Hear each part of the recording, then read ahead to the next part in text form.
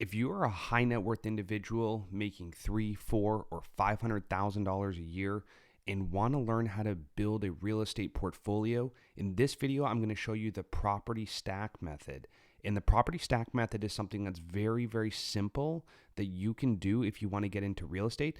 But the problem is it's going to take you a very long time to do this method. So check this out. In the property stack method, we have 3 core goals. First goal is to buy real estate, right? The second goal is to build equity inside of that real estate. And the third thing is to build a retirement plan using the equity in your property. So what most people do right now without having real estate is they do this. They have a W-2 job most of the time, and they earn income. And then that income gets put into a couple different places. It gets put into their tax payments.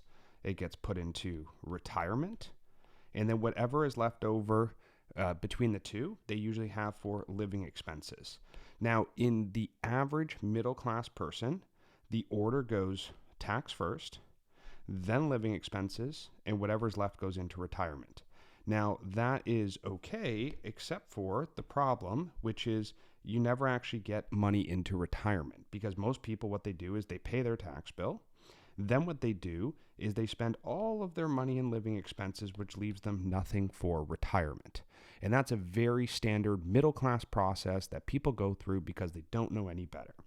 So here's what you can do if you want to make this whole process a lot better. Step 1, let's focus on income.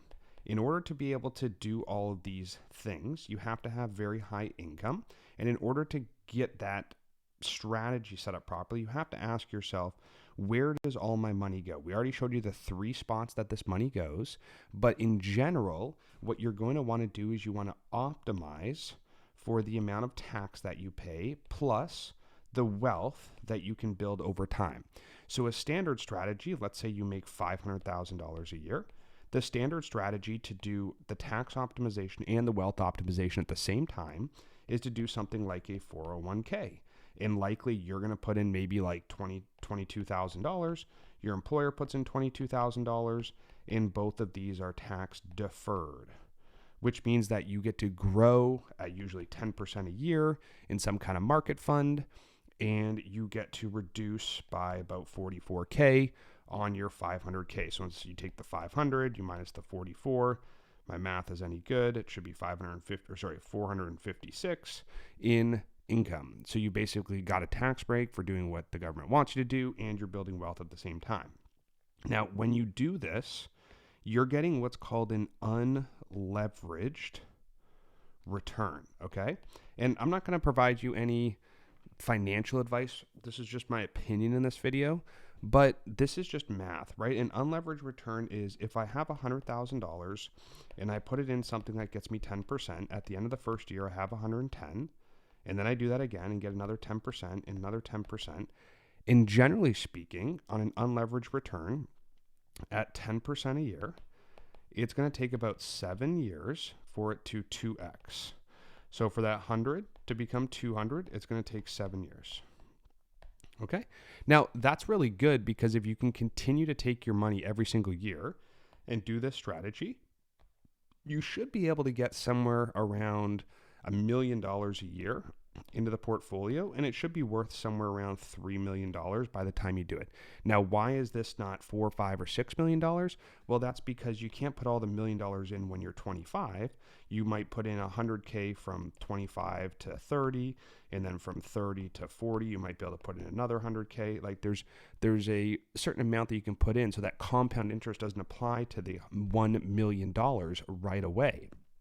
And so this unleveraged return is something that's really great for most people, but the problem is that it's not going to allow you to get where you want to go fast enough. And so that's where the leveraged return comes in, a leveraged return, okay? And in the leveraged return, what you're doing is you're buying an asset, such as a piece of real estate, and you're getting it with 20% down, typically, okay? And with 20% down, that means the bank is going to put up the other 80%. So let's use the same example of the $100,000 that we previously talked about. So if we put 100K down, that means the bank is putting up 400K, which means we have a $500,000 asset. Let's see here. What is going on? We have a 500K asset, okay? Now, because we have a 500K asset, what we're going to be able to do is we're going to be able to leverage the return that we're getting. And so in the previous example here, what was happening is in this unleveraged return, you were going to get 10% just on your $100,000. Now, in this case, as this property appreciates at about 3% a year, you're going to earn 3% on the total value of the asset, not just on your down payment.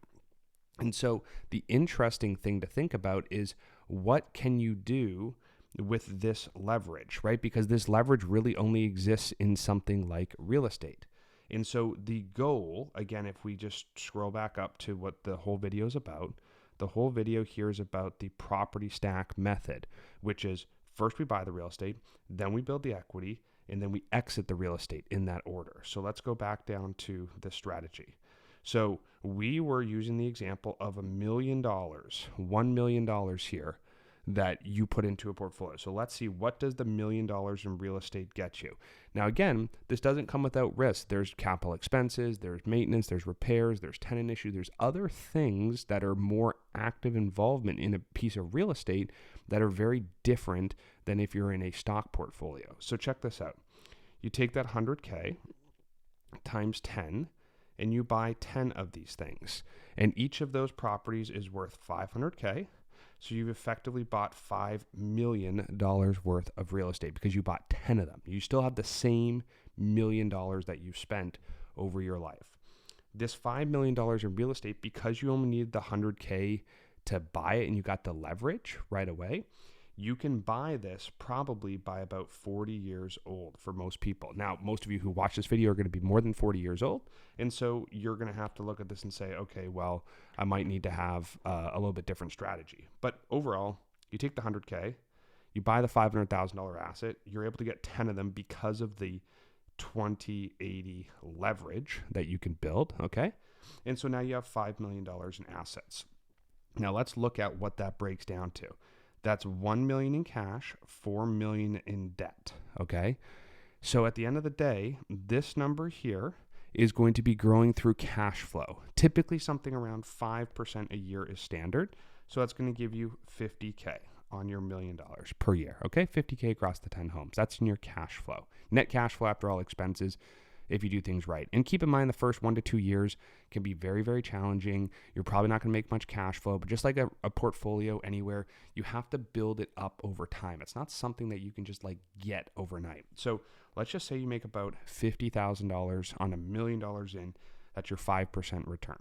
Now on this $4 million here, right, the 1 and the 4 gets you the $5 million in real estate. The same rule applies that we talked about before, which is the 5 million is going to become 10 million, okay? And it's going to become 10 million in about 7 years. And that 10 million is going to become worth about 20 million in another 7 years, okay?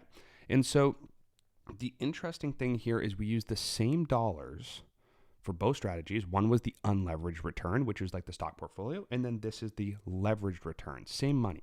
So in 14 years, okay, you can have that $1 million create you $20 million in assets, or you can use the other example that we used before, which is the 1 million gets you maybe about 3 million. So do you want 3 million in net cash, or do you want 1 million to turn into 20 million? Now keep in mind this 20 million, right? This is the appreciation that's happened. So the $5 million assets become 10 million, then the 10 million become 20 million.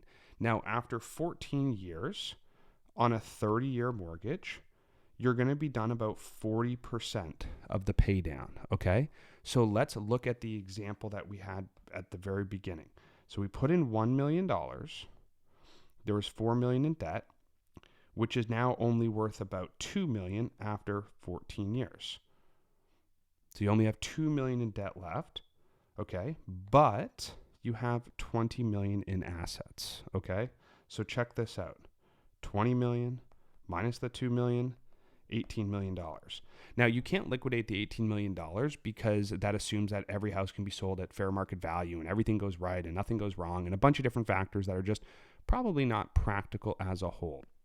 But here's what you can do is you can sell this and probably give up about $2 million so that you're down to 16 million net by paying your agent fees, broker fees, fixing up the house, all the other things that you had to do to improve the property. Now, at the same time, the thing that's very, very interesting is you don't have to sell the whole portfolio all at once. Just like when you put money into the market, you don't have to sell it all at once.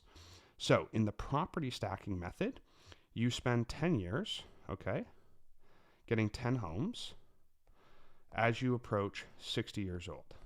So if you start this at 50, you're good. If you start at 40, you're good. Doesn't really matter. Remember that the homes are going to double every 7 years, and then it'll double again in another 7 years on average. So you really need about 15 years. So if your retirement goal is 60, 15 years before that means you really need to start this around 45 at the latest, okay? Now, if you're over 45, this will still work, but then that's going to start pushing down the line when you're going to be able to liquidate this. And so a great strategy, let's just make the same assumptions we have here, which is 20 million minus the 2 million in debt. So you have 18 million minus another 2 million to sell all your stuff. You have 16 million left. And let's say you are 60 years old when this is done. You live from 60 to, let's say, 90. The average age is probably going to be about 90. And this is more of a political thing, but I think most people in the US with their health might not live till 90 now, but that's a 30-year period. And let's say that if you adjust for inflation, which would absolutely have to adjust, the baseline right now, when somebody is, if they're 45 today, in 15 years from now, the baseline living is probably going to be $100K per year, okay? Let's assume your primary house is paid off. Let's assume your cars are paid off. Let's assume all those different things that you had as liabilities are paid off. You are going to live on $100K per year, which is about $8,400 per month, okay? Now, could you live a crazier life than that? Absolutely, you could live a crazier life than that, but we're just going to make a conservative estimate here. So from 60 to 90 years old, you have $100K a year, which is about $3 million that you need for retirement, okay? Now, here's the interesting thing. If we look back at our example up here, we have 16 million net. And so the crazy thing about this, right, this whole strategy is you really only need this $3 million. And let's say you wanted to live a crazy life, you go to 200K a year, or you even go to 300K a year. So that takes you from 3 million to 6 million, from 6 million to, 9 million. Even at $9 million spent, that's 300K a year, you're in a really, really good spot because you're not going to have a lot of other problems because you've stacked this equity. And so what you do is you take the homes and you buy one per year for 10 years, okay? And on those 10 homes, they're going to go up in value. The mortgage is going to get paid down. You're going to spit a little bit of cash flow, and then you're going to be able to sell the assets in the future. But the goal is you got to hold them for a period of time. Now, is that to say that you can't sell a house 2, 3, 4 years in and trade to a bigger house or trade to a different house or something like that? Of course you can do that. Absolutely. If the market's really good, you could take a house, you could buy an even bigger house, or maybe you buy a fourplex or something like that. But the goal here is selecting the right asset class, okay? The right asset class. Now, you have a couple options. You can go long-term, you can go mid-term, you can go short-term, okay? And in the long-term rental, you have single-family homes and you have multifamily. In the mid-term rental, you also have some single-family and multifamily. In the short-term rental, you have some single-family and multifamily. Think hotels. That's your multifamily equivalent in short-term rentals.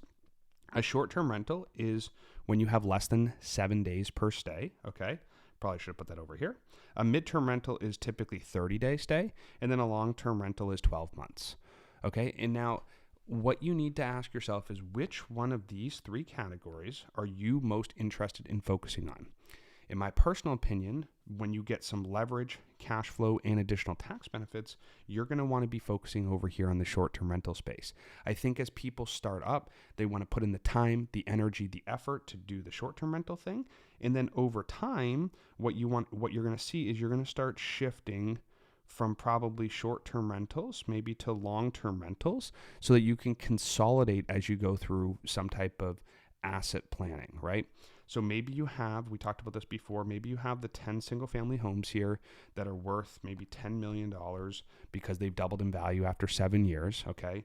And maybe you take that whole amount and you sell that and you buy yourself some type of multifamily down the road that takes a little bit less energy and you're not maybe working as much. So you're looking for a little bit lower return, but it's a little bit more passive. So there's a lot of things you can do in this strategy, but the property stacking method, again, is you buy the asset, okay?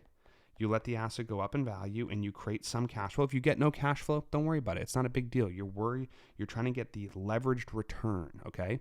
So you buy one house per year for 10 years, okay? And then at the end of that period, what you're going to be able to do is you're going to be able to slowly sell the assets. And the goal is to sell the assets over time. And let me just show you really quickly why that would be important. When you take a piece of real estate, there is what's called basis, okay? And then this will be the last part of the video here. Basis is cash basis and debt basis. Cash basis is the amount of cash. Debt basis is the amount of debt, okay? So if you have $100,000 down on a $500,000 house, for example, you're putting $100,000 in cash basis, $400,000 in debt basis. Now, when you go to sell the house, what they do is they look at the new value, okay, minus the old value, minus capital improvements, minus other cash you put into the property, okay? So the example would be your $500,000 house that's worth $1 million after 7 years, okay? Your gain on this is 1 million minus 500, and then you add back any of your improvements. So let's say that gain right there is going to be a $500K gain. Well, the thing is you're going to have some improvements. Let's say you put over a $100,000 in improvements. So you take out the 100K in improvements you put in, so you only have a 400K gain. That's what you're going to get taxed on, is that 400K gain, and that's typically around 20%. So you'd have an 80K tax bill that comes out of that, so you're left with 320K. Now, interestingly enough, right, what you can do is you can sell one home per year so you can spread this out over time, because remember, getting 320 grand is more than enough for that plan that we just talked about. So and also you might put more or less cash into properties. You might do more or less capital improvements in the property. Maybe you put a new roof on. Maybe you put some HVAC in. Maybe you did some of these other things in the property that are increasing the value. You get to get that money back out later without having to pay tax on it again. Now, in addition to that, part of this strategy is this 320. Once you earn that money and you have that money, you can do whatever you want with it, right? You've disposed of the asset. So again, the strategy is 10 years up, plateau and grow for 14, so that you can double twice, which is basically quadrupling. And then you're going to liquidate one home per year for probably another 10 years. Now, if we go back to the example before where we said the 60 to 90-year-old plan, that's a 30-year plan. Maybe what you do is you liquidate one home every 2 years. And that can be very useful as well, because remember, the homes you don't liquidate, the other 9, are still going up in value 3, 4, 5, 6% per year based on where you're at.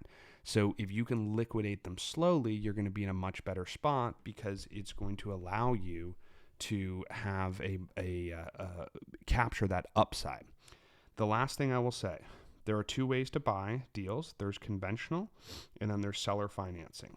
The beautiful thing about seller financing with any type of property is that you can typically be less than 10% down and you can be less than 5% interest rate. Those are the 2 key metrics, okay? If you can do this, get 10% down and 5% interest rate or better, you're going to have a much better chance of cash flowing on day one. This doesn't necessarily improve your long-term wealth strategy, because the appreciation on the properties do not change.